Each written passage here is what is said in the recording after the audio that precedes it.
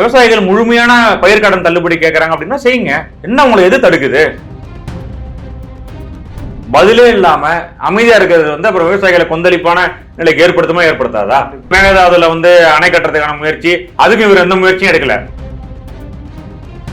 சர்வதிகாரம் அப்படின்றது ஒரு பிம்பத்தை உருவாக்கி அதன் மூலமா கட்சியை வர்றது இருக்கு இல்லையா, அதெல்லாம் இப்படிதான் முடியும். 717 கடைகள் நீங்க மூடி இருக்கதா சொல்றீங்கல்ல, எந்தெந்த மாவட்டத்துல எந்தெந்த கடைகள் நீங்க மூடி இருக்கீங்க?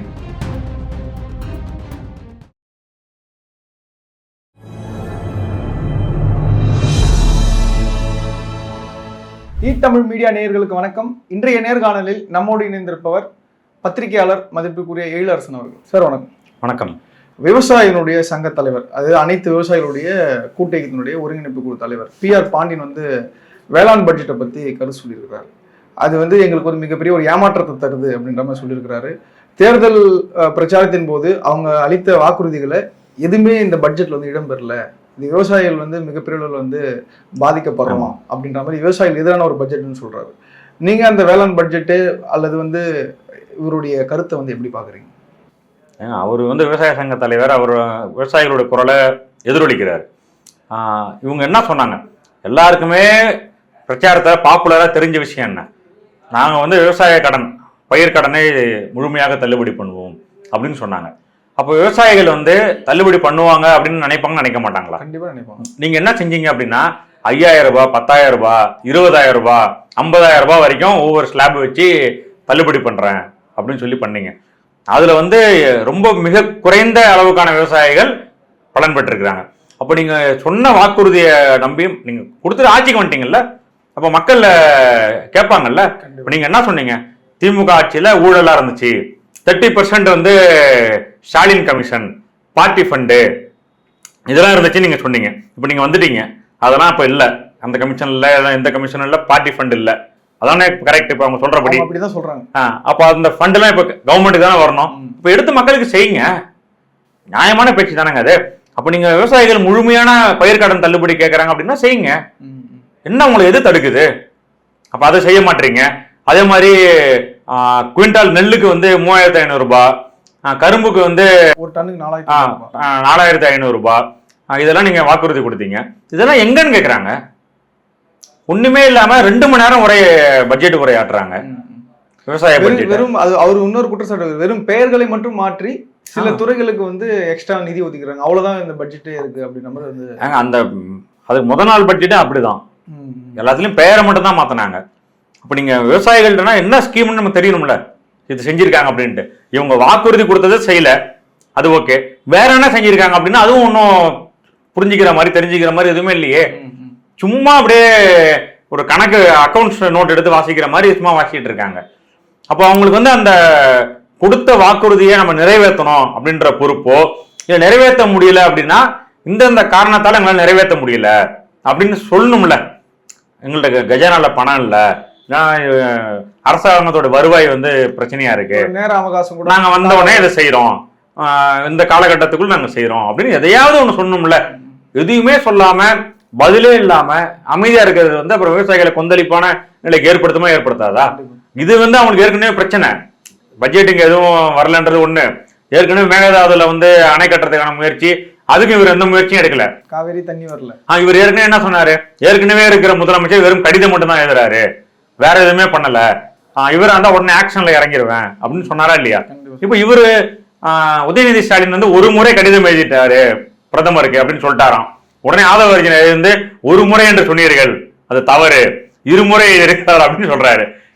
இன்னைக்கு சின்ன சொல்றாரு, என்ன எத்தனை முறை வேணா எழுதுங்க கடிதம், திமுக அண்ணா திமுக நிறைய முறை கடிதம் எழுதியிருக்காங்க. நீங்க பிரச்சாரத்துல என்ன சொன்னீங்க? ஆக மொத்தம் பிரச்சாரத்துல நீங்க பேசுனதுக்கும் நடைமுறை யதார்த்தம் என்ன அப்படின்றதுக்கும் எவ்வளவு வேறுபாடு இருக்கு நீங்க செய்யறது. ஆனா இதை மக்கள் அவங்கள சில பேர் ஏத்துக்க மாட்டாங்க என்ன சொன்னாலும்.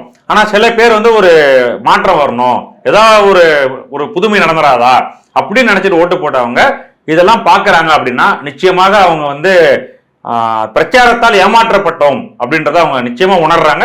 அதை நாமளே ஃபீல் பண்றோம். ஒரு பக்கம் அவங்களுக்கு கொடுத்த வாக்குறுதியை இந்த பட்ஜெட்ல நிறைவேற்றல, இப்போ அது எங்களுக்கு வந்து பயிர்க்கடன் தள்ளுபடி பண்ணுங்க, நீங்க சொன்ன வாக்குறுதியை நிறைவேற்றுங்க அப்படின்னு சொல்லிட்டு கோரிக்கை வச்சு இன்னைக்கு தலைமைச் செயலகத்துக்கு முன்பாக வந்து 45க்கும் மேற்பட்ட விவசாயிகள் வந்து ஒரு கவன ஈர்ப்பு ஆர்ப்பாட்டத்தை வந்து செஞ்சிருக்கிறாங்க. அங்க கவன ஈர்ப்பு ஆர்ப்பாட்டத்தில் ஈடுபட்ட அந்த விவசாயிகள் வந்து இங்க இருக்கக்கூடிய தாவேக அரசினுடைய போலீஸ் வந்து கைது செய்திருக்கிறது.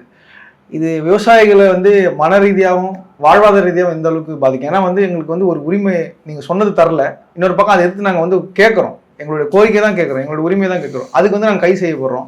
தாவேக அரசினுடைய இந்த செயல்பாட்டை நீங்க எப்படி பாக்குறீங்க? இல்ல இவங்க வந்து போராட்டம் நடத்தாங்க. இப்போ செக்ரட்டேரியட்ல போய் போராட்டம் நடத்தினாங்கன்னா கைது பண்ணுவாங்க. அதை வந்து பொதுவாங்க போராட்டம் பண்ண முடியாது, அரெஸ்ட் பண்றாங்க. ஆனா இவங்க எங்க போராட்டம் நடத்தினாலுமே அதை வந்து ஒரு ஜனநாயக உரிமை போராடணும் அப்படின்னு இவங்க நினைக்க மாட்டாங்க. இந்த நீட்டு பிரச்சனை வந்தப்போ இந்தியா முழுக்க போராட்டம் நடந்துச்சு. தமிழ்நாட்டில் வந்து எவ்வளோ போராட்டங்கள் நடந்துச்சு, நீட்டுக்காகவே நிறைய நடந்துச்சு. ஆனா ஒன்றும் பெரிய அளவுக்கு மாணவர்களுடைய சட்டம் ஒழுங்கு சீர்கேடெல்லாம் கிடையாது. 2017-18 பெரிய போராட்டம் நீட்டுக்காக, அனிதாவுடைய மரணத்துக்கு பிறகு என்ன பெருசா சட்டம் ஒழுங்கு சீர்கேடு நடந்துச்சு? இங்க வந்து மாணவர்கள் போராட வராங்க, கேம்பஸ்குள்ளே போய் அரெஸ்ட் பண்றாங்க, போராட இடங்கள்ல இருந்து அரெஸ்ட் பண்றாங்க, இடம் கொடுக்க மாட்டாங்க போராடுறதுக்கு. அப்புறம் பாலியல் நிலையத்தில் போயிட்டு மாணவர்கள் போராட்டம் நடத்தினாங்க. இப்போ இதெல்லாம் ஏன் செய்யறாங்க? போராட்டம் செய்யறது நார்மலா ஒரு ஜனநாயகத்துல இருக்கக்கூடிய உரிமை இல்லையா? இப்பயும் போராட்டம் நடந்துட்டு இருக்கு, நீட் தேர்வு போராட்டம் இப்ப நடந்துட்டு இருக்கு. அப்புறம் வந்து நீட்டுக்கு எதிராக திராவிட கழகத்தில இருந்து இருசக்கர பேரணி போறோம் அப்படின்னு சொல்லி அறிவிச்சாங்க. அவங்க ஏற்கனவே திராவிட கழகத்துல 2-3 முறை இருசக்கர பேரணி, இது ஒன்றும் போராட்டம் கிடையாது, நீட்டுக்கு எதிரான ஒரு விழிப்புணர்வு. நீட்டால் இந்த பிரச்சனைகள்லாம் இருக்கு, மாணவர்கள்லாம் பாதிக்கப்படுறாங்கன்னு சொல்ற ஒரு பிரச்சார பயணம் மாதிரி அதை தடை பண்றாங்க. அது எவ்வளவு போலீஸ் போடுறாங்க? பெரியார் திடல்ல 200-300 போலீஸை போய் இறக்கி அது தடுத்து நிறுத்த வேண்டிய அவசியம் என்ன இருக்கு? அப்ப யாருமே போராடக்கூடிய விவசாயிகள் போராடுறாங்க அப்படின்னா இங்க கிடையாது. விவசாயிகள் தமிழ்நாடு முழுக்க போராடுறாங்க. நகை கடன் தள்ளுபடி இவங்க பாதி பண்ணாங்க இல்லையா, அப்பவே பெரிய போராட்டம். ஆனா ஏதாவது இவங்க பேசுறாங்களா? யாரு கூட டயலாக் இருக்கா? என்ன அவங்க பிரச்சனை? எங்களோட பிரச்சனை இது, எங்களால இவ்வளவுதான் இப்ப செய்ய முடியும் அப்படின்னு சொல்லி அவங்க பட்டே போராடுறாங்க, அவங்க பட்டே இருக்காங்க. விஜய் படிக்க அவரு பட்டே இருக்காரு, எதுக்குமே பதில் சொல்ல மாட்டேங்கிறாரு. அறிக்கை கிடையாது, எதுவும் சட்டமன்றத்திலயும் எதுவும் கிடையாது. பதில் சொல்றேன்ற பேர்ல இப்படி எந்திரிச்சு மொக்க வாங்கிட்டு இருக்காரு. இது என்ன பண்றது? இதுக்கு இப்படி ஒரு கவர்மெண்ட் நம்ம தேர்ந்தெடுத்திருக்கோம், எப்படி போகுதுன்னா நம்ம தான் பார்க்கணும். இப்போ அதே மாதிரி குறிப்பா நீங்க விவசாயின்னு பாத்தீங்கன்னா இன்னொரு விஷயம், திருப்பூர் மாவட்டத்துல பல்லடம் என்ற அந்த இடத்துல கூட விவசாயிகளுடைய நிலத்துல பெட்ரோலுடைய அந்த பழுப்பு புதைக்கிற அந்த திட்டத்தை வந்து நடைமுறைப்படுத்துறாங்க. கிட்டத்தட்ட 70 கிலோமீட்டருக்கு அது. இப்போ அது விளைநிலங்கள்ல இப்ப அதை எதிர்த்து அங்க விவசாயிகள் போராடுறாங்க. அவங்களுமே வந்து அடாவடித்தனமா கைது பண்றது அப்படின்றத வந்து இந்த அரசு செய்யுது. ஒரு பக்கம் வந்து விவசாயிகள் போராடுறாங்க, அவங்க உரிமைக்காக போறாங்க, அவங்களையும் கைது செய்யறாங்க. இன்னொரு பக்கம் மாணவர்கள் தன்னுடைய மருத்துவ கனவை வந்து நாங்க சிதைக்கிறது நீட்டு, அப்ப இது அதை எதிர்த்து போராடுறாங்க, அவங்களையும் கைது செய்யறாங்க. இந்த அரசு வந்து ஒரு சர்வாதிகார அரசா இல்ல வந்து மாணவர்களுக்கு மக்களுக்கு எதிராக செயல்படுறது பார்க்கலாமா? அவங்களோட நடவடிக்கை அப்படிதான் இருக்கு. அதை நீங்க எப்படி? அதுதான் சர்வாதிகாரம் அப்படின்றது வந்து இந்த மாதிரி ஒரு தனி மனித ஒரு பிம்பத்தை உருவாக்கி அதன் மூலமா கட்சியை வர்றது இருக்கு இல்லையா, அதெல்லாமே இப்படிதான் வந்து முடியும். வந்து கொள்கையை முன்னிறுத்தி, அமைப்பை கட்சியோட கட்டமைப்பை முன்னிறுத்தி அதை மக்கள்கிட்ட போய் பிரச்சாரம் பண்ணி வந்தாதான் அதுல ஒரு உண்மைத்தன்மை இருக்கும். இது தனி மனிதன், ஒரு ஹீரோ, தமிழ்நாட்டை அப்படியே காப்பாத்திடுவாரு, அந்த மாதிரியான ஒரு பிம்பத்துக்கு இமேஜ் ட்ராப் தான் அது. இந்த ட்ராப்ல தமிழ்நாடு மக்கள் விழுந்துட்டாங்க. இப்ப நீங்க சொல்ற மாதிரி இவங்களே விவசாய நிலம் வேணும், அதை அழிக்கக்கூடாதுன்னு போராடினவங்க தான் இவங்க டிவிக்கு. அடுத்த ஒரு ஜென்மம் தான் விவசாயம். ஆமா, அப்படிலாம் சொன்னவர் தான் இவர். பரந்தூர்ல போய் விவசாய நிலத்தை கைப்பற்ற கூடாது அப்படின்னு சொல்லி போராட்டம் பண்ணாரு. இப்ப இதெல்லாம் அவர் செஞ்சவர் தான். ஆனா அவருங்க என்ன, அவங்களுக்கு என்னன்னா எது வேணா சினிமா டயலாக் மாதிரி பேசிடலாம்.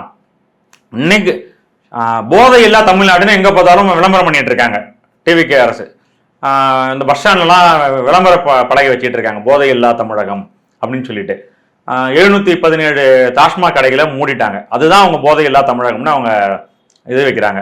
இன்னைக்கு சட்டமன்றத்தில் கேட்குறாங்க, 2-3 பேர் கேட்டாங்க, 2-3 சட்டமன்ற உறுப்பினர்கள் இன்னைக்கு கேட்டாங்க, 717 கடைகள் நீங்க மூடி இருக்கதா சொல்றீங்கல்ல, எந்தெந்த மாவட்டத்துல எந்தெந்த கடைகள் நீங்க மூடி இருக்கீங்க பட்டியல் கொடுங்கன்னு கேட்கறாங்க. இது இன்னைக்கு இல்ல, மூடினாங்கன்னு சொன்னாங்கல்ல, அன்னையில இருந்தே கேட்டுட்டு இருக்காங்க.